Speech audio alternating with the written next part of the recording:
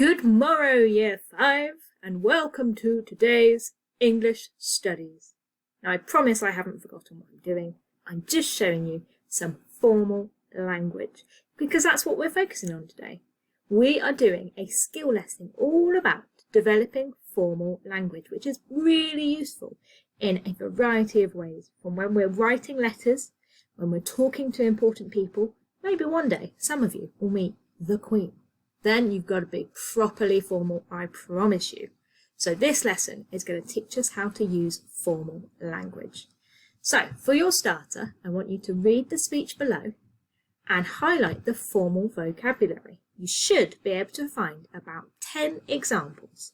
I'm going to read it out for you, and then I'm going to pause and I'm going to highlight them as well so that we can compare. Are you ready? Good evening, ladies and gentlemen. I am delighted to welcome you to the official launch party of the Dandelion on its venture.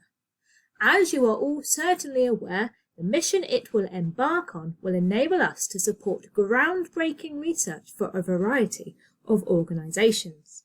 So what phrases or words would you use when you're using formal language? Okay, I'm going to pause and then I'm going to reveal the answers. Ready? 3, 2, 1. Did you find all of them? Did you find all of the examples of formal language that I used in this speech below? Well, let's go through it. We said good evening. Well, that's a little bit more formal than hi. Hi.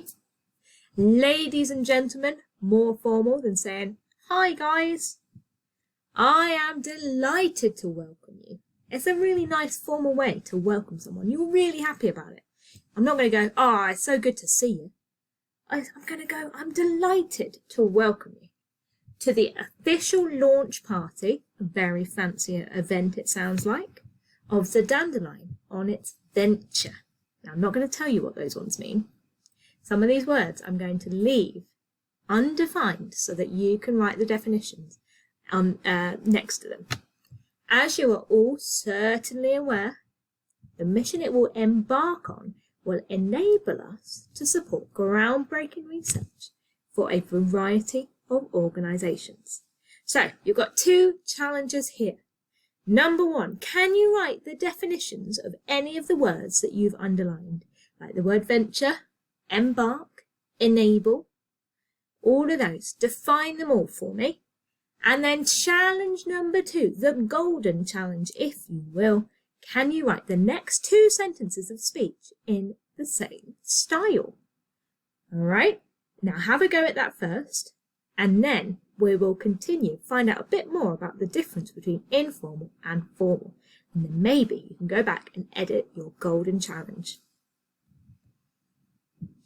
Okay, so first off, what is formal and informal language? Well, formal language is used for more official and serious purposes. The correct grammar and standard English should always be used. That means you've got to form your sentences correctly, and your punctuation has got to be stunning. It's got to be perfect use of English. Now, informal language is used for more casual, less serious purposes. It's using slang words and chatty language.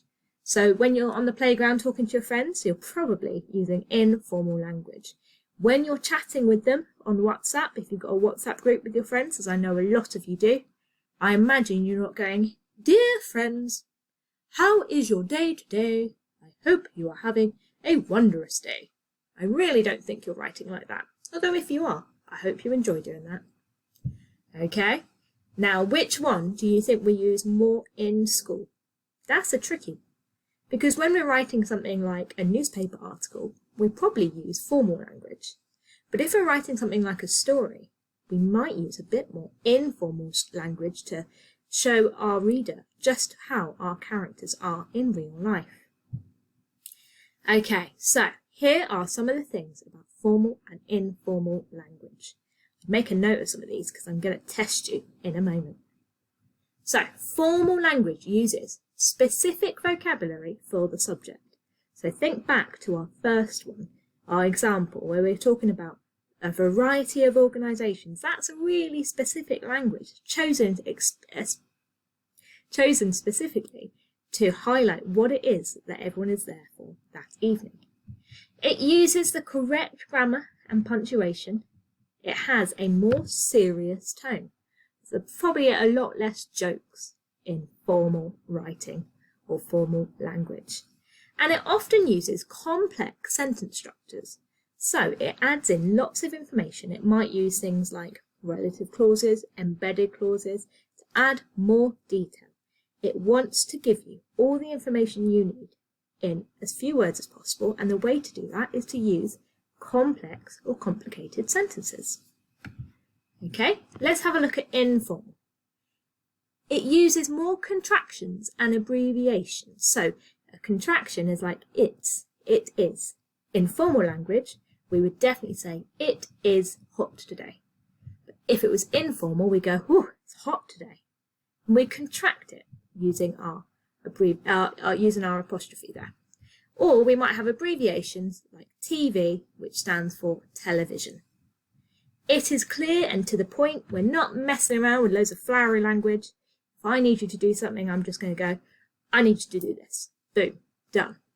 It has a bit more of a chatty tone, so you're more likely to find jokes. And it uses cliches, so it uses phrases like, oh, it's raining cats and dogs today. Uses things like that we wouldn't normally use in formal language. Now remember, formal language is often used to get the point across as clearly as possible. So we're not going to cloud it up by using cliches like it's raining cats and dogs. And it might use textile words like lol. Okay, so formal and informal language we use in different situations. So your first challenge is, which of these do you think are going to be informal and which one do you think is going to be an informal? Have a pause, pause me, and have a look at these, read them to yourself. Which one do you think is going to be formal, which means it's more serious tone, or which one is going to be informal? And in 3, 2, 1, I'm going to reveal the answers. Okay, did you manage to form them into these lists?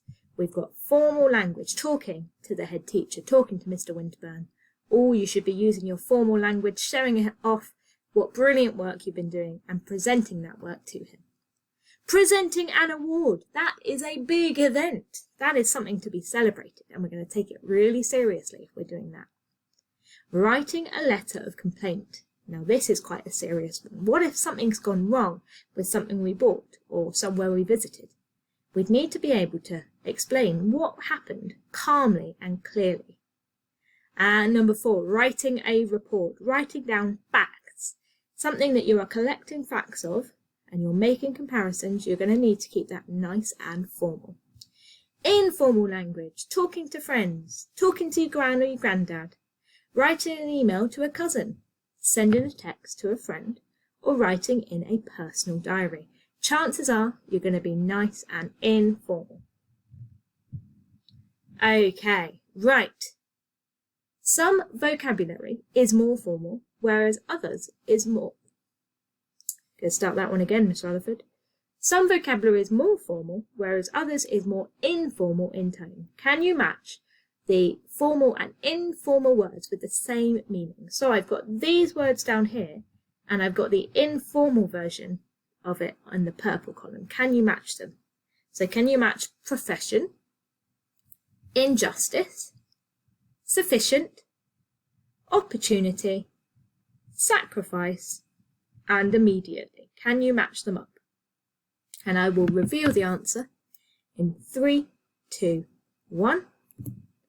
There we go. Oh, it's a bit tricky to see with them all being black, but profession is job, injustice is not fair, sufficient is enough, opportunity is chance, sacrifice is give up, and immediately is now. Did you get those all correct?